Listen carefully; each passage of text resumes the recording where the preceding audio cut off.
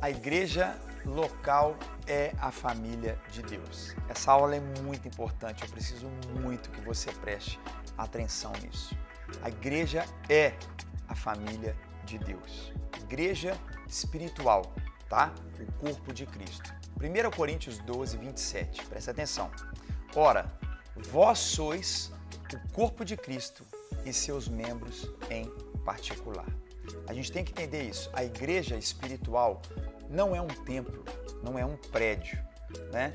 Ela é um conjunto de gente, de pessoas que foram salvas e transformadas por Jesus. A Bíblia dá o nome de corpo de Cristo. Todos aqueles que se arrependem e confessam Jesus como seu único Senhor e Salvador, independente de religião, né? Da forma de batismo, rótulo denominacional, pertencem à igreja espiritual. Quando você confessa Jesus pela fé como seu único Senhor e Salvador, tá bom? Então, Romanos 12, versículo 5. Assim também em Cristo nós, que somos muitos, formamos um corpo e cada membro está ligado a todos os outros. Estou te falando nessa aula sobre essa realidade da igreja local e a família de Deus, né? Então, a gente é inserido num corpo, tá?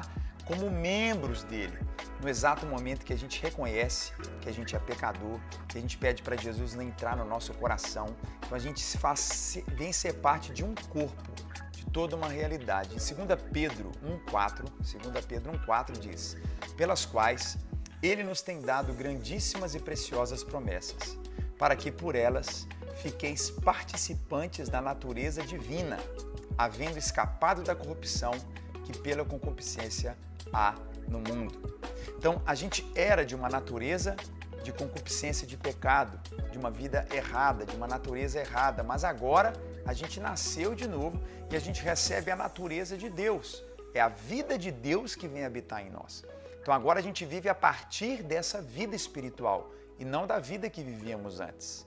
Efésios 2,3 diz assim, entre os quais todos nós também antes andávamos nos desejos da nossa vontade, da nossa carne, fazendo a vontade da carne e dos pensamentos. E éramos, por natureza, filhos da ira, como os outros também. Mas agora, olha só, a nossa vida foi transformada por Jesus. Ele nos faz receber essa nova natureza, para a gente ser membro desse corpo, onde Jesus é o cabeça. Está lá em Colossenses 1,18. Esse corpo espiritual, ele precisa ser alimentado. Então, se a gente está num corpo, o corpo não é um prédio, a igreja não é prédio, a igreja espiritual são pessoas, é o corpo de Cristo, né? Então, ele precisa ser alimentado. Isso acontece através da busca diária, que a gente lê a Bíblia. Nós lemos a Bíblia todos os dias. Você precisa ler a Bíblia todo dia, é um alimento, igual você come todo dia, toma banho, né? A gente lê a Bíblia todos os dias. Aqui na Lagoinha, você vai ter também essa oportunidade de aprender, de se alimentar da palavra de Deus, né? De várias maneiras também. Uma outra realidade sobre a igreja local e a família de Deus, o segundo ponto, é a comunhão dos santos. O que é isso, a comunhão dos santos? A igreja de Jesus, ela foi chamada para viver coletivamente, tá bom? Para vivermos coletivamente. O caminho, né, de isolamento não é uma escolha para quem tem, como Paulo diz, a mente de Cristo, né? Então, caminhar sozinho, isolado, não é. A percepção da vida em comum move o coração da igreja, viver junto, esse é o coração da Lagoinha, é o que queima no nosso coração, todo mundo anda junto.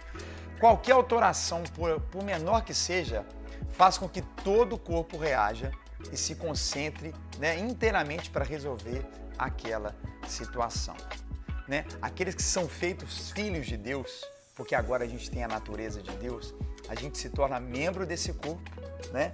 Isso é maravilhoso, né? Uma igreja verdadeira e já não pode mais viver fora do corpo, porque qualquer membro fora do corpo, o que acontece se eu cortar minha mão? Ele vai morrer. Então, todos nós somos membros de um grande corpo. Então, todos nós temos que viver conectados. Nossos desejos, nossas necessidades passam a ser intensos no que diz respeito ao corpo de Cristo. Essa igreja está com irmãos, partilhar, nutrir, ampliar, ajudar os que passam, né, a alguma necessidade, estão ansiosos no coração. Nós como corpo, nós estamos aqui, um organismo vivo, um colaborando, caminhando, fortalecendo, né, para se manter em pé onde Cristo é o cabeça. É impossível, né, uma pessoa dizer que é salva e ela não tem esse desejo de viver no corpo, que é o corpo de Cristo, que é a família, a comunhão. Então, esse é muito forte. É muito importante você entender aqui na Lagoinha Global, principalmente, em todas as nossas lagoinhas, que uma das coisas lindas do corpo de Cristo, nós não somos iguais. Até as nossas lagoinhas, nós somos tão diferentes umas das outras.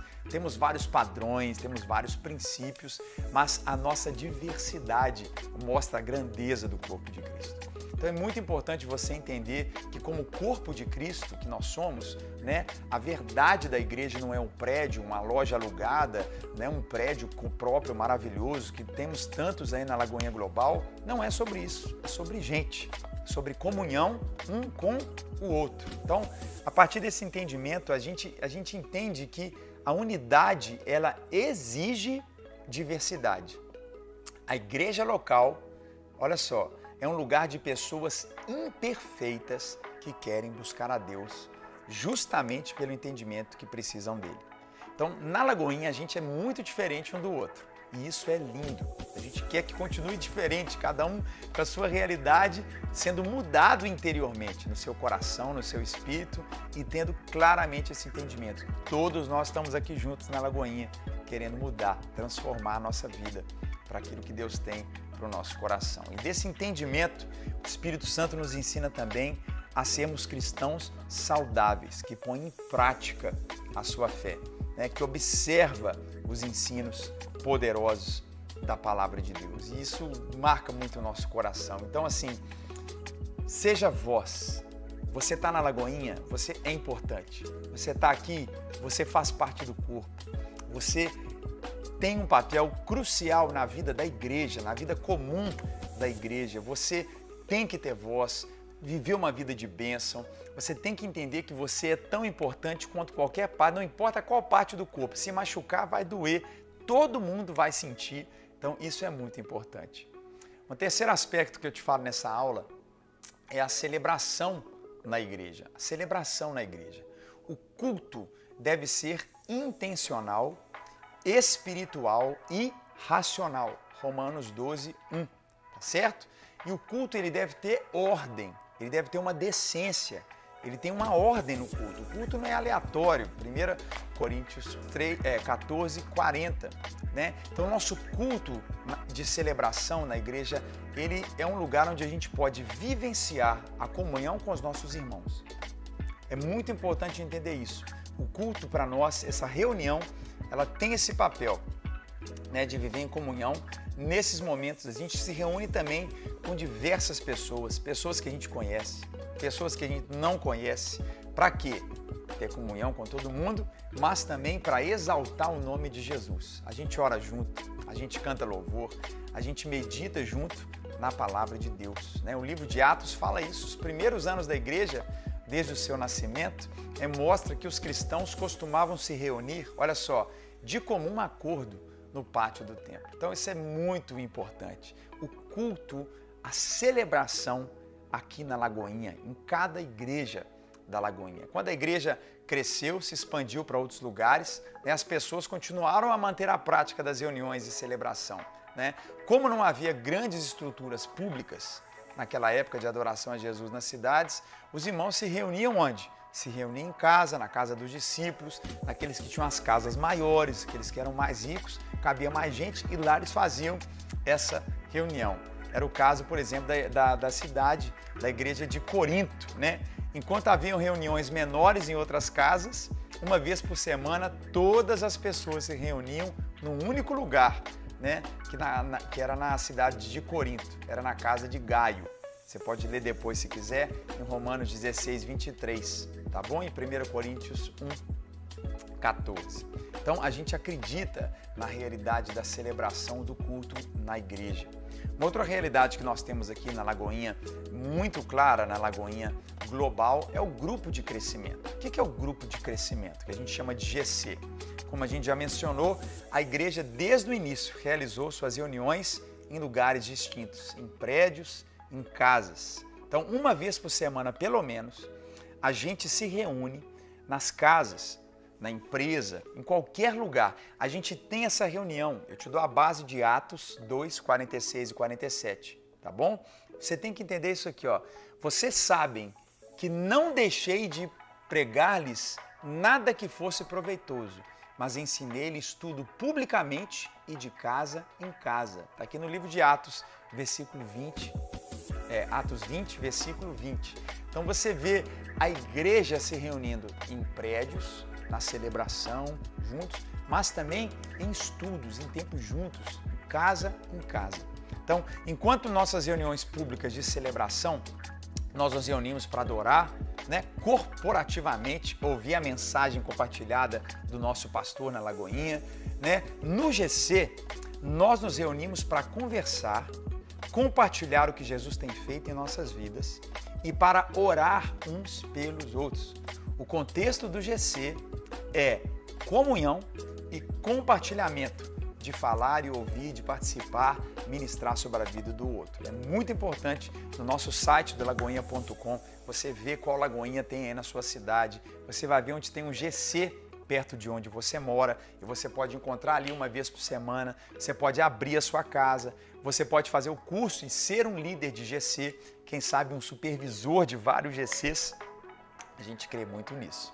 Uma outra realidade que eu falo com você nessa aula é o princípio que a gente carrega na Lagoinha, que é o princípio da generosidade. Anota aí, o princípio da generosidade. A gente vê muito claro essa verdade. A gente não toma decisões sobre generosidade, ofertar, entregar o dízimo, segundo a sugestão do nosso coração, tá bom?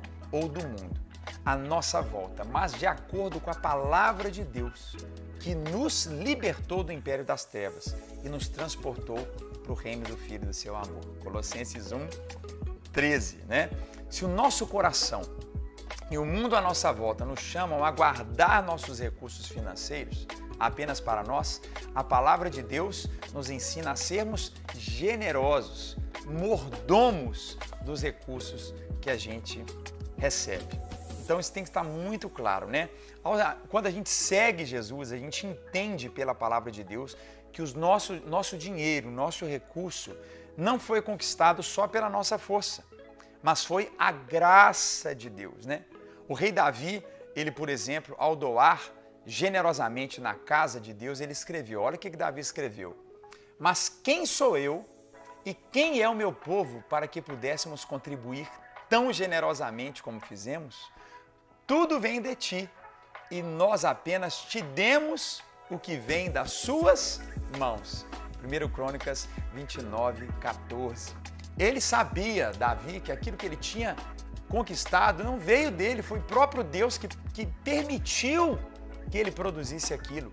Então a nossa oferta, o nosso dízimo, é dar de volta para Deus aquilo que ele nos entregou. É uma continuidade, é um rio que flui. Então os dízimos e as ofertas, eles são o modo como a gente expressa a nossa generosidade. Os dízimos são 10% de tudo aquilo que Deus nos dá e devemos entregá-lo no lugar onde nos reunimos como irmãos e irmãs para louvar e honrar o nosso Senhor Deus. Isso está em Malaquias 3:10. A Bíblia registra, presta atenção aqui, que Abraão, nosso pai da fé, o pai de todos, Abraão deu o dízimo de tudo ao sacerdote que o havia abençoado depois que ele voltou vitorioso de uma guerra. Isso está em Gênesis, anota aí sobre dízimo, Gênesis 14, versículo 17 ao 20. Apóstolo Paulo, ele ecoa essa atitude de Abraão ao escrever que o Senhor ordenou àqueles que pregam o Evangelho que vivam do Evangelho. 1 Coríntios 9, 14. Então, por isso, os dízimos e as ofertas, eles são uma expressão da nossa generosidade a Deus, tá?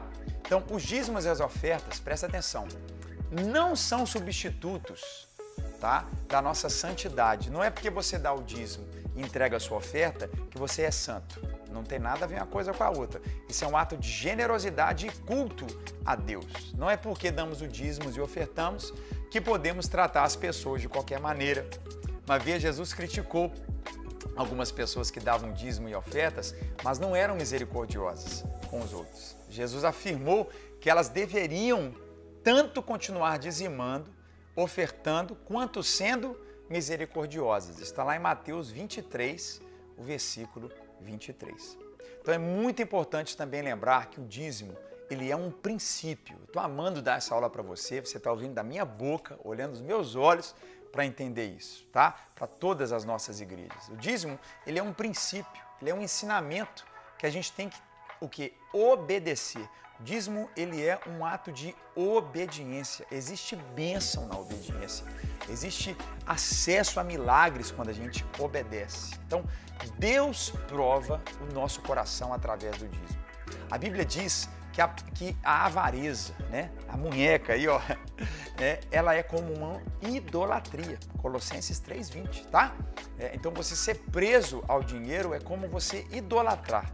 Já a oferta é amor e algo que é voluntário, voluntariedade, certo? É a palavra de Deus que nos convida a sermos ofertantes. É algo voluntário, né? Que a gente vive essa realidade. Deus, ele é dono de todos os nossos bens. Jesus, né? Nós vemos Deus dizendo isso: minha é a prata, meu é o ouro, diz o Senhor dos Exércitos. Ele nos pede para devolver o dízimo, dando esse referencial mínimo. Ele nos ensinou lá em Atos 20:35, melhor é dar do que receber, né? Aquele que não tem, a gente que não tem o dinheiro como ídolo, pelo contrário, serve com esse dinheiro, né? Tem como consequência, não é troca, mas a Bíblia deixa claro, as bênçãos dadas de Deus. Deus, ele falou em Malaquias: faça a prova de mim. Se não vou abrir as janelas do céu, não vou derramar bênção sem medida sobre a sua vida. Então, quem se torna membro da Lagoinha Global, ele entende e ele aceita esse ensino. Você aceita esse ensino nessa aula de entregar o seu dízimo, né? Você não está entregando para pastor, não é pastor que vive do seu dízimo, você não está entregando simplesmente numa instituição, você está adorando a Deus, você está obedecendo a Deus no lugar onde espiritualmente você, sua família, seus filhos crescem, nós somos edificados em comunhão, não é? Como consequência, você exerce de forma alegre e responsável em contribuir financeiramente para o sucesso da nossa comunidade cristã, daquilo que a gente vive como igreja. Então presta atenção, a igreja, não indivíduos, presta atenção, a igreja, não indivíduos, são encarregados por essas coletas. 1 Coríntios, no capítulo 16, versículos 1 ao 7, e Atos 4, 34 a 35, quando você vê os diáconos ali colhendo os dízimos, quando a gente coloca no aplicativo da igreja, você tem o Pix, né? Você tem Zelle, você tem formas de doar, né? Você está vendo que isso está na Bíblia, está na palavra. Não é uma pessoa que está colhendo, não é um pastor ou um diácono que vai pegar o seu dízimo. É a igreja, é para o corpo, é para a igreja. Outra realidade, as igrejas têm que escolher pessoas específicas para lidarem com as questões financeiras. Está em Atos 6, versículos 1 ao 6, Tito 1, versículo 7 e 1 Pedro 5, 2. Escolher diáconos, obreiros, diaconisas, homens de caráter, mulheres de caráter que cuidam dessa questão financeira. Nenhuma coleta ou método deve ser algo que venha te constranger ou embaraçar qualquer pessoa. Isso está em 2 Coríntios 9, 3 e 4. 2 Coríntios 9, versículos 3 e 4. Então, o seu ato de entregar o dízimo e oferta não é na Lagoinha, não é por constrangimento. Não fique constrangido, não se sinta nunca obrigado a fazer isso. Você faz por obediência a Deus, que está tratando com você, e por amor à obra que você faz parte. E uma outra realidade, nunca, nenhum truque, tá, deve ser usado para fazerem as pessoas sentirem obrigadas a dar. Não tem nada, não existe nenhuma realidade senão amar a Deus, amar as pessoas, construir o reino de Deus, edificar um ambiente espiritual para a gente viver e plantar nossos dízimos e ofertas na casa do Senhor. É um princípio claro, né, da palavra de Deus. Você pode ir na Lagoinha, pode ofertar e dar o seu dízimo como parte de culto prestado a Deus nos nossos cultos regulares, né? Todos os dízimos e ofertas durante as reuniões são conferidos por um grupo responsável que emite um ato, né? A gente faz no ato da conferência um relatório, eles assinam isso. Se preferir, você pode entregar o dízimo e a sua oferta diretamente na conta bancária da igreja da Lagoinha que você estiver frequentando. É muito importante estar concluindo essa aula com você e dizer que você faz parte do corpo de Cristo e que também você é membro de uma igreja local. Isso é uma grande bênção. E aqui na Lagoinha, você é muito bem-vindo. Em toda a nossa Lagoinha Global, seja livre para adorar o Rei, seja livre para servir a Ele e toda essa comunidade. Deus te abençoe.